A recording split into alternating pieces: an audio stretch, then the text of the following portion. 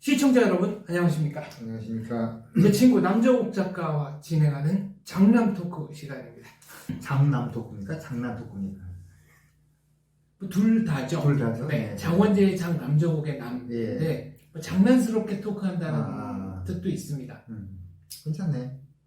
어쨌거나 좀 재밌어야 되잖아요. 그렇죠. 예. 그래서 기획된 거가 작년에 이제 그 1916 프로젝트라는 게 가동이 됐는데 네. 사실 코로나 때문에 많이는 안 퍼졌는데 그 어떤 거냐면은 미국의 기원을 1776년 독립기념이죠. 그렇죠. 네. 네, 미국의 독립기념일. 1776이나 1789년 미국 헌법이 발표된 네. 요때를 잡는 게 아니고 1619년 미국의 처음으로 노예가 상륙을 했을 때를 건국으로 잡는 거고 네. 우리들은. 그리고 우리나라에서 벌어지는 거하고 되게 비슷한 건데 그래서 미국은 여러분들이 학교에서 배운 것처럼 자랑스러운 국가가 아니고 태어나지 말았어야 할 나라고 노예정에 기반한 그런 제국주의다.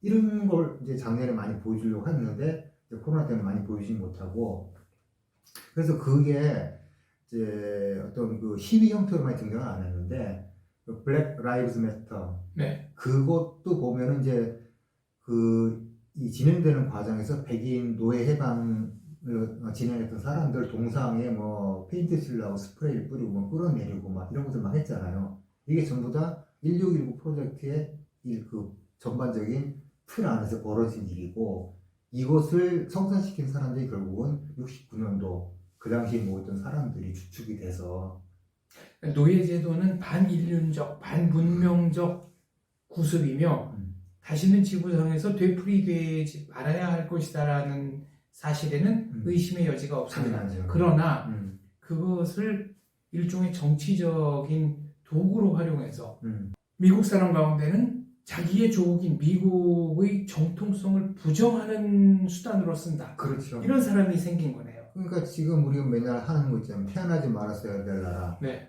그렇게 지금 미국을 몰고 가고 있는 거고 현재 집권한 바이든 행정부도 아마 그 영향 내지는 그런 정신 세계에서 별로 많이 벗어나 있지 않다. 그리고 이제 미국이란 나라가 공산주의에 대해서 굉장히 예민한 나라인데 그렇죠. 지금 샌더스 같은 사람들이 그렇게 대접을 받는 거는 예전 미국 같으면 상상도 하지 못했을 일인데 그렇죠. 그만큼 저변이 확대가 됐다는 얘기죠. 아니 본인이 나는 사회주의자다라고 공언을 하니까요. 그렇죠. 그러면 그런 분들이 노리는 거는 뭡니까? 노린다기보다 그런 분들이 꿈꾸는 미래? 무엇을 위해서 저런 행동들을 하는 겁니까? 문제는 그런 분들이 꿈꾸는 미래가 없다는 거예요. 파괴가 목적입니다. 파괴가 목적인 거예요. 기성 가치가 파괴하고 그냥 자연으로 돌아가자. 뭐 거의 이런 수준이에요. 근데 기성 가치가 파괴되면 자유가 생기나요? 기성 가치가 파괴된 후에 사회가 오랫동안 존속한 적이 없기 때문에 제가 그건 잘 모르겠습니다. 그러니까 파괴하면 끝이었죠 그냥. 그러니까 도대체 무엇 때문에 무엇을 위해서 저런 행동을 하는지 파괴 자체가 목적이라고 해도 좀 납득은 가지 않습니다.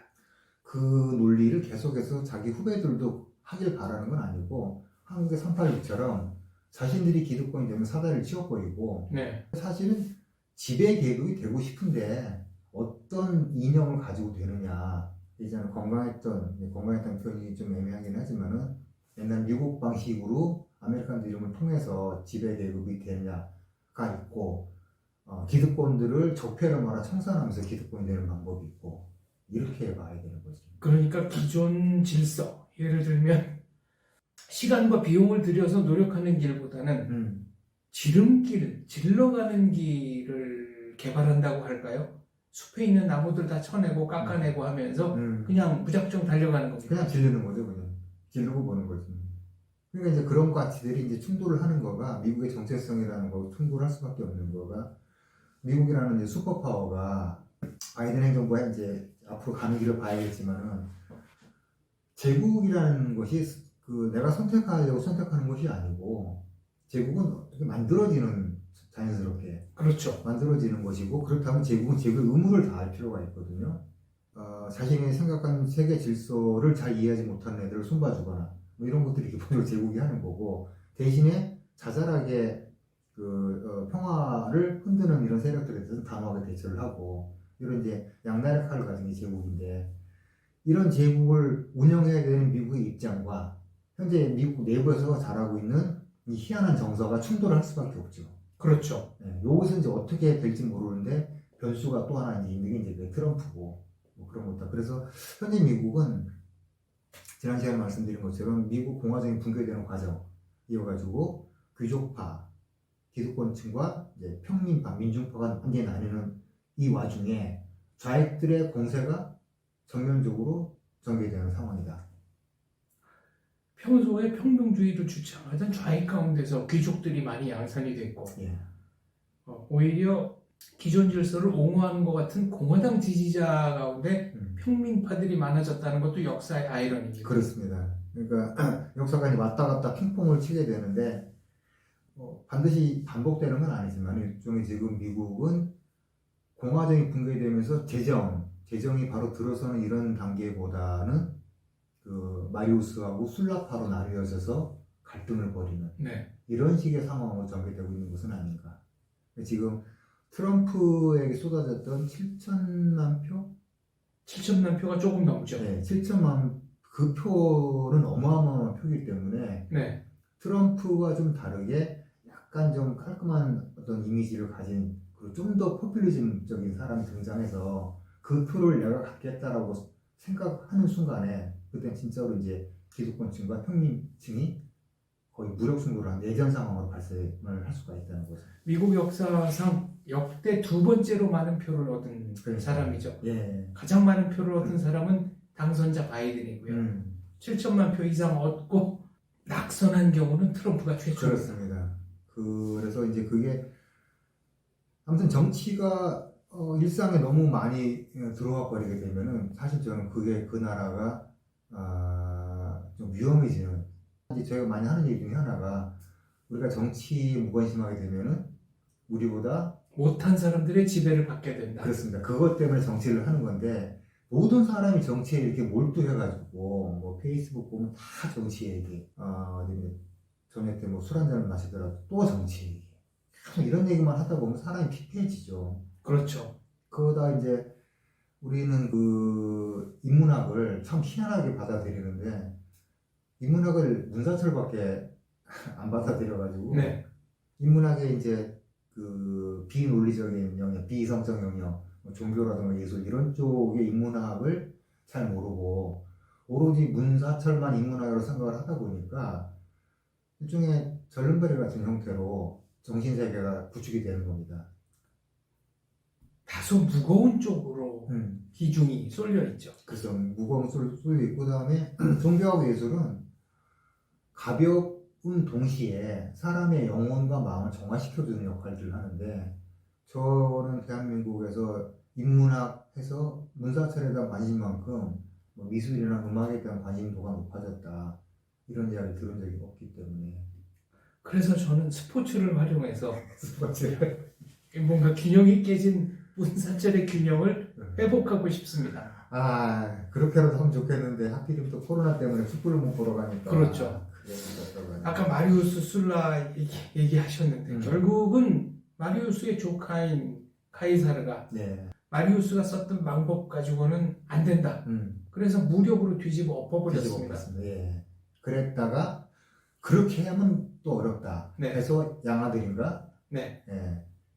아우구스투스. 예. 그 전에는 이름이 뭐지? 옥타비아누스가 좀 더 교활한 방법으로 원론을 장악해버리는 과정이 발생을 하죠.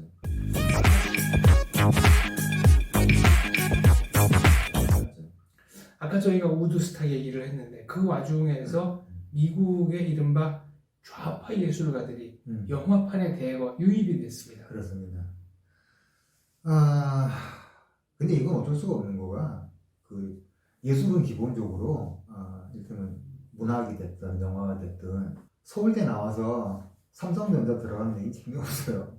그렇죠. 그 영화를 만들 이유도 없고 보지도 않지. 절대 서울대를 못 가 애가 서울대 어떻게 갔어? 절대 삼성전자를 못 들어갈 친구가 난관을 뚫고 들어갔어. 이렇게 되면 결국은 나라고 하는 그 주인공과 나를 가로막고 있는 안타고니스트가 네. 존재를 해야 되거든요. 그거는 특정한 인물일 수도 있고, 그 다음에 사회 시스템일 수도 있고, 이거 맞서 싸워가지고 약한 것이 강한 것과 싸워서 이기는 것을 하는 것이 기본적으로 문학과 영화에서의 기본 배경이거든요. 한마디로 정의하면은 나와 세계의 대결이죠. 대결이죠. 그것도 부당한 세계, 네. 부당한 세계와 대결하는 얘기인데, 그냥 기본적으로 그것 자체가 결국은 이 예술이 좌파가 될 수밖에 없는 거기 때문에 예술이 좌파가 됐다 우리나라 이렇게 말하는 거는 예술의 본질을 모르시는 거고. 그렇습니다. 그리고 예술이라는 거는 남들 하는 방식대로 하면 주목을 못 받아요. 못 받죠. 혹시 예술의 반대말이 뭔지 아십니까? 뭔가요? 예술의 반대말은 규칙입니다. 비예술이 아니라. 그렇기 때문에 또 딴 걸 해야 되거든. 이게 그렇죠. 예술의 반대는 규칙이다. 예, 그래서 그러다 보면 자꾸 이제 이제까지 상대하지 못했던 거대한 적 네. 만들어내기도 하고. 그래서 스포츠와 예술이 갈립니다. 거기서 하죠. 스포츠는 규칙이거든요. 예. 규칙 안에서 창의적인 플레이를 하는 거고 예술은 규칙을 벗어나서 새로운 걸 만드는 거고. 그래서 스포츠는 우파 쪽으로 이제 가게 되고 네. 예술은 100% 좌파로 가니까 뭐 특별히 뭐 미국의 뭐 영화인들 정신 상태가 이상하다 혹은 우리나라 영화인들이 이상하다 보실 거가 아니고 원래 그런 걸 다루는 게 예술이고 그걸 보면 사람들이 좋아하거든요. 어차피 네. 지배계급이라고 할 수 있는 기득권 세력은 잘해봐야 5% 뭐 내외고 95%가 대부분 사는 게 힘들고 학력 컴플렉스에 시달리고 있으며 삼성 제품은 사지만 삼성은 들어가지 못할 사람들이기 때문에 삼성 얘기 적어서 죄송합니다. 상징적으로 그렇다는 얘기입니다.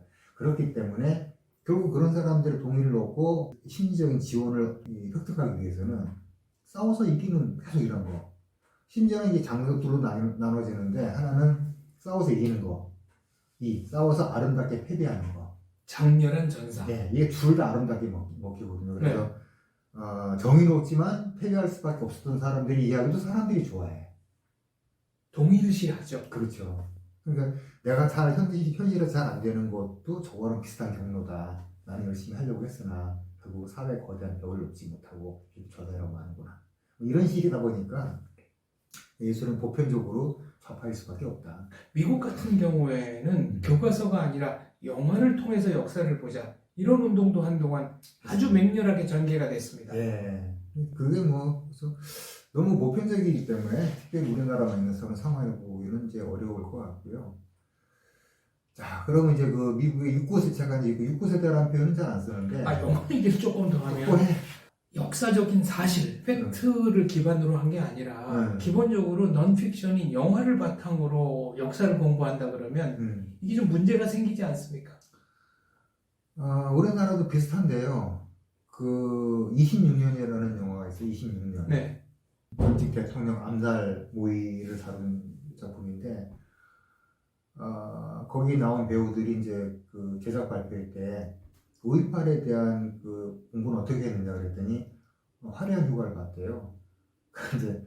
이제 영화를 통해서 역사를 학습한 거죠. 학습한 거고 이렇게 해서 화려한 휴가가 26년이 되고 또 5.18 영화 또 나올 걸 보나마나. 네. 이렇게 되면 또 그게 계속 새끼를 쳐가면서 영화 속에서 나왔던 사실들이 마치 역사적 사실인 것처럼 자연스럽게 각인이 돼버리는 네. 이런 과정이 되고 이제 책은 이제 보는 사람이 갈수록 없으니까 그러니까 나중에는 최초에 시작했던 역사로부터 아마 한 3단계, 4단계 건너서 가게 되면은 전혀 다른 5.18 영화가 이제 등장할 수도 있는 거죠.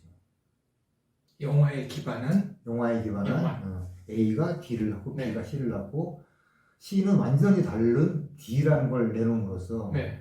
A만 처음에 등장했을 때만 해도 사람들이 저랬나 싶은 사람들은 이제 둔감해지고 그 정도에는 D 정도 나와줘가지고 이제 이렇게 하는 방식이었는데 미국도 똑같은 경로를 밟았죠. 네, 똑같습니다. 밟죠. 그래서 그러니까 이제 또 영화 이제 하나 하자 그러면은 신은 죽었다? 살아있는지 뭐 그런 저 미국 영화가 있는데 네. 이것도 어떤 거냐면은 신앙심이 좋은 학생이 신은 죽었다, 신은 없다라고 생각하는 대학 교수하고 논쟁에서 싸우는 얘기예요. 그 대학 교수가 누구냐? 바로 69년도에 우드스탁 갔다가 온 사람이거나 그 사람의 친구이거나 뭐겠지. 그랬을 개연성이 매우 높네요. 네, 그렇게 생각하면 거의 네. 맞습니다. 그래서 69라는 세대가 이제 69 세대가 저는 명명을 했고, 아니면 책을 또 쓸 기회가 있을지 모르겠습니다만 그 다음에 이제 이게